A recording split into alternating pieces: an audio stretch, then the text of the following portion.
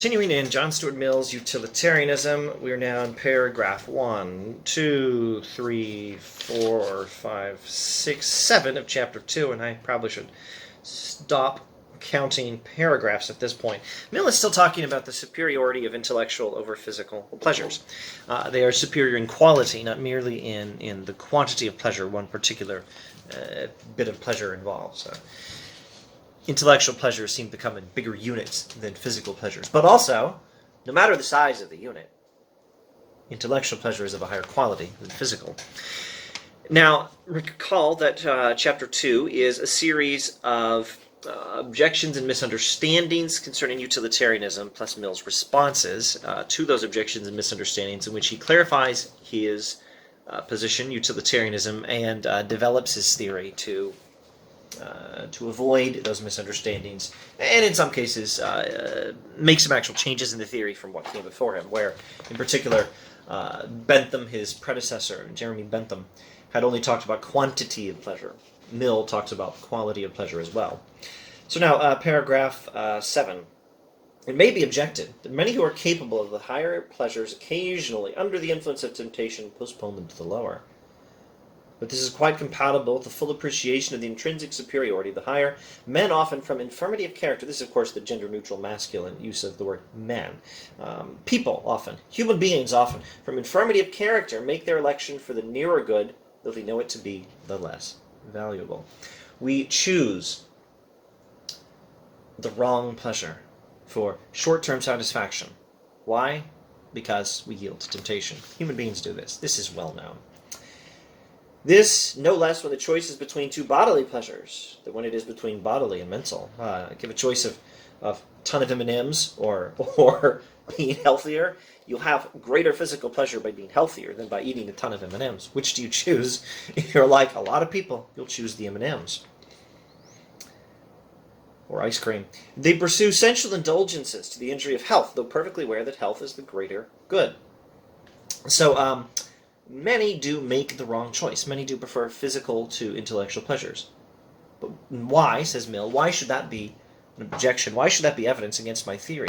People often choose the wrong pleasure from infirmity of character. We know this. It may be further objected that many who begin with youthful enthusiasm for everything noble, as they advance in years, sink into indolence and selfishness. But I do not believe that those who undergo this very common change voluntarily choose the lower description of pleasures in preference to the higher. I believe that, before they devote themselves exclusively to the one, they have already become incapable of the other. Capacity for the nobler feelings is in most natures a very tender plant, easily killed, not only by hostile influences, but by mere want of sustenance.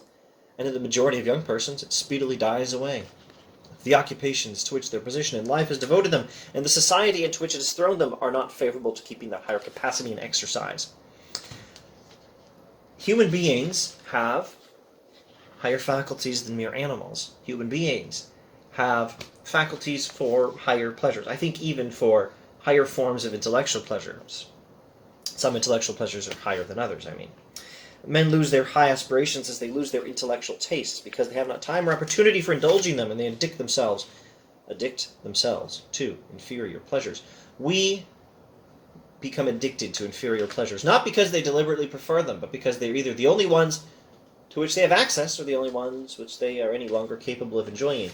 The capacity for the higher forms of pleasure must be cultivated, says Mill.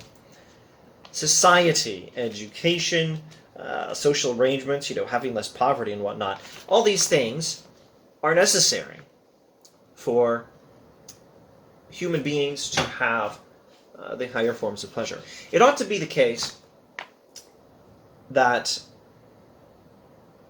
a human being is capable of enjoying not only the pleasures of, say, alcohol and French fries in the physical category, and watching sports on television in the intellectual pleasure category, but is also capable of other forms of intellectual pleasure. All the Shakespeare, all the poetry, all the philosophy, and of course, virtue is one of the highest forms of intellectual pleasure. More on that in a later video.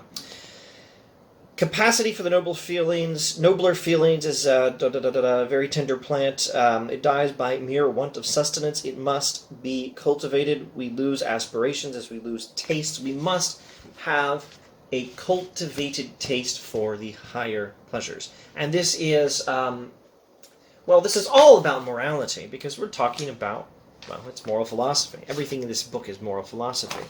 But it's also about what you might more automatically think of as morality. It's not just the fact that it's good to be able to enjoy chess and Shakespeare and Beethoven. It's also about virtue. It's also about nobler feelings. It's also about...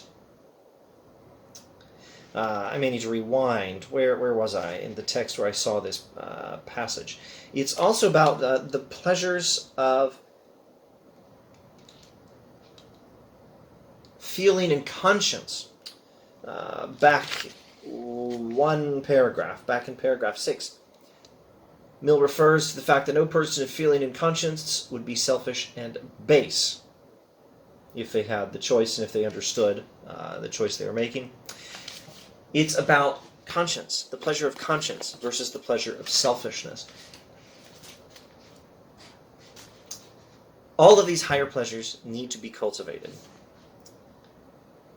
And it's largely because they are often not. Because people have bad habits, because people don't have the right education, because social arrangements don't make it possible for people to exercise the higher quality the faculties for higher quality pleasures. It's largely because of that people often make the wrong choice. But also, in responding to this objection that people sometimes make the wrong choice, and therefore Mill's criterion for saying people who are informed of people who've experienced two kinds of pleasures who choose one over the other are thereby giving evidence that one pleasure is of a higher quality. This is an objection to Mill, and in responding to it by saying, well, it's well known that people choose the inferior pleasure through infirmity of character, weakness of will. This is not really an objection to my theory, he says. In responding to this, he has also elaborated on the theory of utilitarianism, pointing out that we need to make the world a better place so that people can have these capacities for higher pleasures cultivated. And it's not just the sort of education, the sort of social arrangements that will make it possible for you to enjoy some Shakespeare, some poetry, some philosophy, some Beethoven, and not just enjoy superheroes punching each other in the face in some stupid superhero movie. Though there's nothing wrong with that. But you should also be able to enjoy all these other higher things and the pleasures of conscience rather than selfishness, the pleasures of virtue, but more on the pleasures of virtue later in this series.